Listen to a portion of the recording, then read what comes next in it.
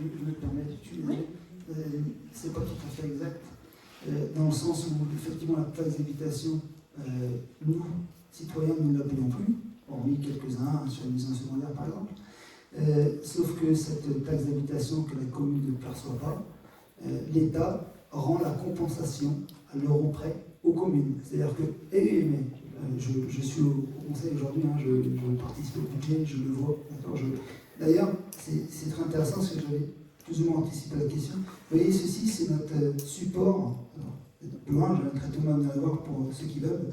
C'est notre support de travail avant budget. On connaît les bases, on connaît les recettes fiscales à venir par rapport au taux que l'on va voter. Sur ce document, nous avons la prévision de la taxe foncière à venir au taux qu'on va voter. On a aussi la compensation qui est mise ici de la taxe d'habitation. Voilà. Donc oui, nous on paye plus de taxe d'habitation, mais l'État compense les petites communes. Et j'en veux pour preuve, pour rappel, 2020, recettes communales 985 000 €. 2024, recettes communales 1 181 000 €, c'est-à-dire 196 000 € de plus, arrondi à 200 000. Voilà. On a 200 000 € de recettes en plus de fonctionnement entre 2024 et 2020. Donc, je me permets de dire que ce n'est pas exact. D'accord, très bien, autant pour moi. Mais je pense que quand même, on manque plus aux communes qu'avant. C'est le discours qui est très facile à diffuser aux habitants quand on est à la tête d'une commune, qui que ce soit, je ne parle pas de Montchéo, partout où on est, c'est très facile de dire quand on est à la tête d'une commune, ben écoutez, chers habitants, vous allez monter la taxe parce que vous voyez bien que l'État serre un peu la ceinture, c'est dur, il n'y a pas d'argent. Non, en commune rurale, c'est pas ça. On est compensé et les chiffres sont têtus. Je l'entendais aussi, je vais dire, les chiffres sont têtus et nos recettes ont fortement augmenté. J'ai un tableur très précis qui reprend de 2020 jusqu'à aujourd'hui tous les postes de recettes, tous les postes de dépenses. C'est ce tableau qu'on a construit en détail qui nous a permis de réaliser notre prévisionnel. Et je suis prêt à le partager avec qui que ce soit, ce tableau-là. C'est des chiffres de la commune, ce ne sont pas nos chiffres. Donc je le diffuserai à qui veut bien le regarder. D'accord, ok. Alors, sans doute, je pense que vous avez plus étudié la question que moi, ça c'est sûr, normal, c'est votre job là en vous présentant. Donc la deuxième chose que je vois, vous avez parlé d'investissement, en effet, il faut investir, je pense que même la liste de l'opposition est d'accord, il faudrait investir, rénover l'école. Bon, mon enfant il va pas encore à l'école, mais il ira, et en effet j'espère qu'il n'aura pas 10 degrés dans sa salle l'hiver. Bon, je ne sais pas si c'est le cas, hein. Je connais pas assez Montchéo pour ça. Vous parlez d'un budget de 3 millions d'euros, à peu près. Alors, je me sais ça, mais le budget de 3 millions d'euros, c'est le budget. Alors, on est donc, alors, pour nous présenter dans le bois, Cédric, Anne-Marie, Aurélie, on est aujourd'hui au conseil dans l'opposition. Et on nous a présenté au dernier conseil municipal un projet, alors c'est la majorité qui l'a présenté, qui a fait chiffrer, un projet de rénovation totale, globale de l'école, énergétique, mais pas que. Et donc ce projet global, très ambitieux, qui refait l'école de la tête aux pieds, coûte 3 millions d'euros. Alors nous, évidemment, c'est à 3 millions d'euros, on fait une école neuve, hein. On ne va pas la rénover, hein, on est bien d'accord. Donc nous, on n'est pas sur ce projet. Je ne sais pas comment, j'ai pas retenu l'expression qui a été dite, mais les 3 millions d'euros, c'est ce que la majorité sortante présente dans ses travaux de rénovation d'école. Ce n'est pas notre projet. D'accord ? Oui, alors c'est peut-être 3 millions d'euros en totalité, on est d'accord. Maintenant, de toute façon, il va falloir y venir à un moment donné. On ne peut pas à un moment donné juste faire les fenêtres, l'autre moment faire la toiture et puis après faire l'acoustique. Comme je vous dis, moi ça fait pas très longtemps que je suis à Montchéo, donc je ne connais pas les détails de cette école. On parlait de l'école, on parlait aussi de créer peut-être un nouveau terrain de foot, hein. D'investir dans des locaux. Alors je ne sais pas si c'est à l'ancienne boulangerie déjà existante, mais quand on voit sur le Bon Coin, alors je ne sais plus si c'est le Bon Coin ou de l'agence immobilière, à combien elle est en vente, à combien s'estiment les travaux, enfin juste, même les personnes qui ne s'y connaissent pas, on regarde on voit bien que limite il faudrait démolir le bâtiment et puis le reconstruire. Ça coûterait peut-être moins cher. Pour l'avoir visité, effectivement, Mais donc tout ça mis bout à bout, même si vous ne rénovez pas l'école en entier de 3 millions d'euros, on va dire 1,5 million, donc vous n'avez pas en deux, plus un terrain, je ne sais pas combien ça coûte, je ne connais rien, je ne sais pas le dire, plus peut-être on va dire 150 000, 200 000 euros d'investissement dans une boulangerie, on est très loin, on est d'accord, vous dites qu'il faut faire des emprunts sur du très long terme pour pouvoir financer une école. Mais on est très loin des excédents que vous annoncez de 1 800 000 euros ou 1 900 000 euros excédentaires. Donc on risque de se retrouver avec, au bout des 7 ans, non 6 ans, 7 ans, voilà, on ne sait pas trop, on se retrouve avec un emprunt qui risque de beaucoup impacter la future municipalité encore, que ce soit vous qui vous présentiez ou une autre personne. Vous voyez ce que je veux dire? Oui, tout à fait. Donc ça risque d'endetter encore plus Bocchio. Comment vous pouvez répondre à ça? Le rapport, il donne 3 millions d'euros. Le du maire nous a dit que l'étude était prête pour la liste suivante. Je vais répondre à quelqu'un. D'accord. Nous, on ne peut pas vous parler de cette étude. On ne nous l'a pas donné une fois de plus. Donc aujourd'hui, on ne vous dira pas ce qu'ils ont prévu. On ne peut pas dire si ça va faire des économies. On peut pas, on n'a pas les infos. Donc si on fait une étude, l'étude n'appartient pas à la majorité. Elle appartient au conseil municipal, à tous les habitants de Bocchio. Pourquoi on ne l'a pas vu? Il faudra juste me répondre. Et on aura... Non, mais on remet les choses... Après, le terrain de foot... Attends, je suis juste sur la question, après je te donne le micro si tu veux. Sur le terrain de foot, aujourd'hui, c'est la majorité actuelle qui a défendu au PLUIH, auprès de l'EF Armor, de passer la zone du terrain de foot en terrain constructible. Voilà. C'est pas nous. Voilà. La 2 AU. Maxime Julien, si tu veux bien, avec un. La parcelle 1083 et 1084 étaient la zone constructible de Bocchio, la réserve foncière constructible, y compris la 1AU. Ils ont bataillé apparemment pour sauver ces parcelles, mais pour la mettre en équipement sportif. Donc c'est-à-dire qu'aujourd'hui, pour pouvoir construire sur la 2AU, ça c'est casse-pied, les 2 AU, c'est le terrain de foot actuel. Aujourd'hui, enfin demain, ça sera notre seule réserve foncière, la seule zone qu'on peut construire. C'est-à-dire que soit on veut encore avoir quelques habitants, sauver notre école, sauver nos commerces, en faisant un lotissement là. Mais pour ça, il faut déplacer le terrain de foot. Donc l'étude, oui, il faut la faire. Pour amener là. Aujourd'hui, on n'a plus le choix et on ne pourra plus rebatailler là-dessus. Le PLUIH est voté. C'est le PLU qui dit des projets aussi un petit peu. Et tel qu'il a été défendu aujourd'hui, si on veut un projet global et cohérent pour Bocchio, sur du long terme, on est sur du long terme. C'est ce projet-là, c'est notre vision du projet. Et ne pas le faire, on reperdrait 161 000 euros à la commune de Berne-Sèche. Voilà. C'est chiffré. Oui, c'est alors, pas de nos chiffres. Excuse-moi. Non, en fait, je ne vais pas non plus épiloguer très longtemps par rapport à cette étude de Sunprise. Je suis actuellement au conseil municipal, je ne me présente pas. Important, j'invite tout le monde quand même, malgré tout, alors, à intervenir dans les conditions en fait, qui peuvent être proposées par qui que ce soit, premièrement. Important de faire quand même un stage, on va dire ça, au niveau du conseil municipal, parce qu'il y a plein de choses pour lesquelles, en fait, on sent qu'on ne peut pas non plus être totalement libre de nos projets, et il y a toujours, en fait, malgré tout, un balayage à faire, en fait, avant de se dire il n'y a que ça à défendre comme projet ou quoi que ce soit. Par rapport à Sunprise, en fait, c'est une étude qui a été faite, en fait, une proposition. Donc, effectivement, le budget est XXL, on l'entend bien. C'est refaire l'école, en fait, de A à Z. Et je pense que qui que ce soit, en fait, se doute bien qu'on ne peut pas refaire une école comme ça, en fait, en un seul mandat. Et même sur plusieurs mandats, en fait, ce ne sera peut-être pas non plus jouable, quoi. Donc, les 3 millions, en fait, qui peuvent être proposés, mis en place, je pense quand même on peut les avoir au cas où à la mairie, on peut demander à avoir un accès, j'imagine, en tout cas. Ça n'a pas été présenté dans le détail, Mais d'emblée, en fait, on se doute bien que toute rénovation coûte cher. Petit détail, vos enfants n'auront pas froid. Au sens où il y a des choses peut-être des fois simples. Quand les classes sont peut-être surchauffées, on sait, enfin moi je suis pas, je suis vieille, c'est vrai. Au siècle dernier, on allait à l'école avec des pulls.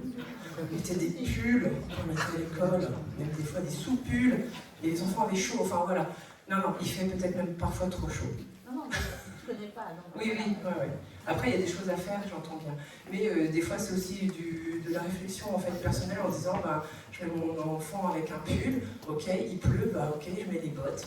En fait, on équipait les enfants en conséquence aussi.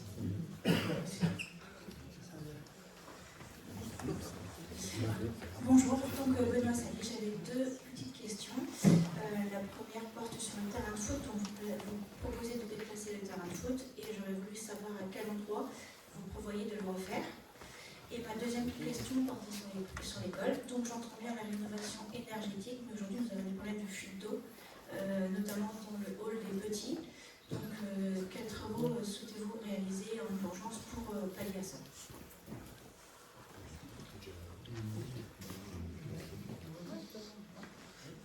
Comme on l'a dit, on n'a pas dit qu'on allait déplacer le terrain de foot, déjà on a dit qu'on allait y réfléchir en collaboration avec l'Étoile du Lèvre et d'autres associations. Les seules parcelles où on a droit de le faire, c'est la seule autorisation qu'on aura, c'est la 1083 et la 1084. C'est notre seule solution. Et on ne peut pas dire on va pas le mettre là, on va le mettre là-bas. Le terrain du village, c'est 1083, 1084. Là, on ne peut pas y couper et c'est pas nous. Voilà. Après, on a. C'était quoi la deuxième? C'était par rapport à l'école, mais je reviens juste par rapport à la parcelle 1083-1084. Donc, je suis propriétaire du bâtiment agricole qui se trouve juste en dessous. J'ai un peu peur de me retrouver qu'un terrain de foot et tout ça aussi près de mon bâtiment.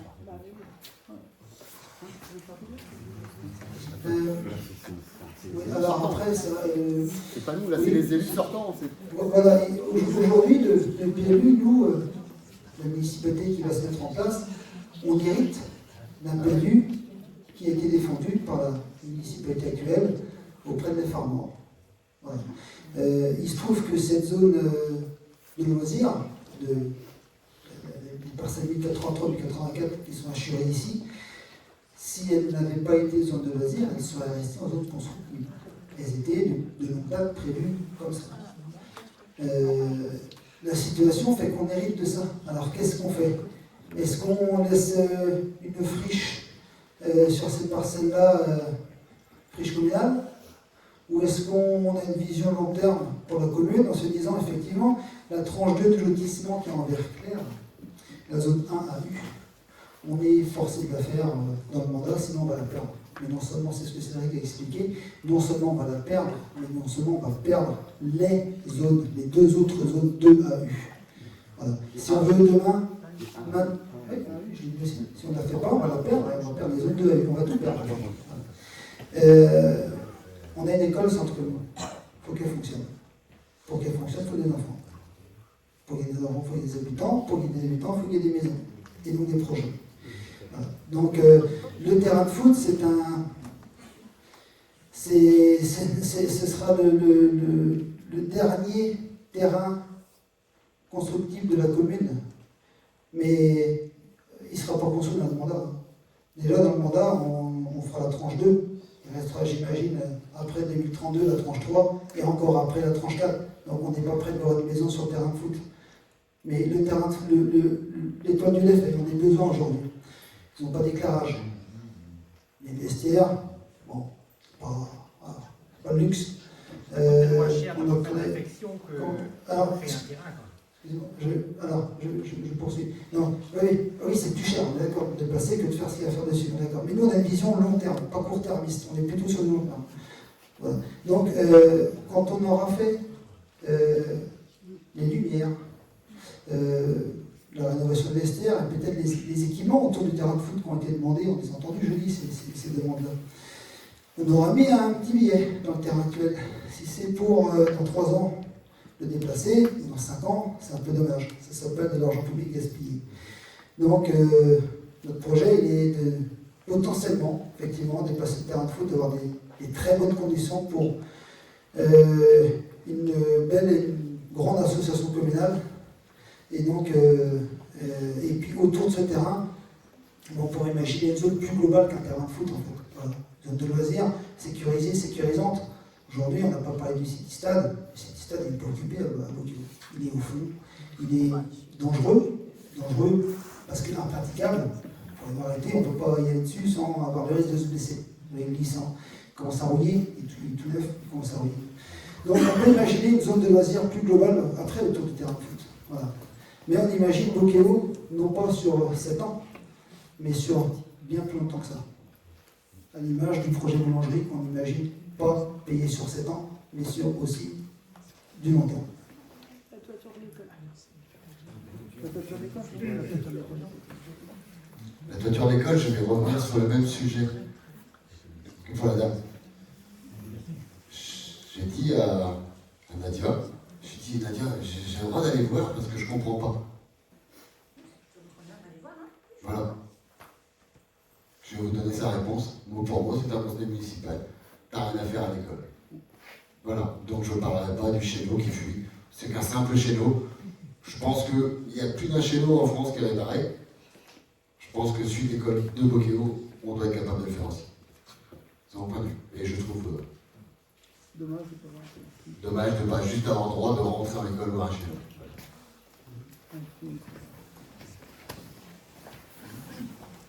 Ça répond pas au sujet, en fait, qu'est-ce que vous allez faire pour l'école? Ça répond pas au sujet de... Je comprends pas ce qu'on va faire. Concrètement, qu'est-ce que vous allez faire pour l'école? Ça répond pas au sujet. J'ai pas le droit d'aller dans l'école si c'est pas constructif. Ah mais nous, le chéneau va se réparer, je vous rassure. Moi là-dessus, j'ai Non, aucun mais souci c'est pas de réparer un constructif chéneau. comme discours de dire ça. On demande ce que vous allez faire concrètement pour l'école, les travaux. Concrètement, on a des travaux. Mais moi, là, je sors d'un mandat, j'ai pas eu de travaux à l'école. Nous, on va faire des travaux à l'école, on va reprendre des études, on va aller voir le chéneau, on va mettre un coup de propre à l'école, ouais. Mais après, vous dire aujourd'hui, sachant qu'on n'a pas, on ne nous donne pas d'éléments. Donc on va aller, on va en travailler, on va faire des commissions. Et on veut aussi travailler avec le conseil municipal des enfants, c'est pour ça aussi qu'on le met en place rapidement.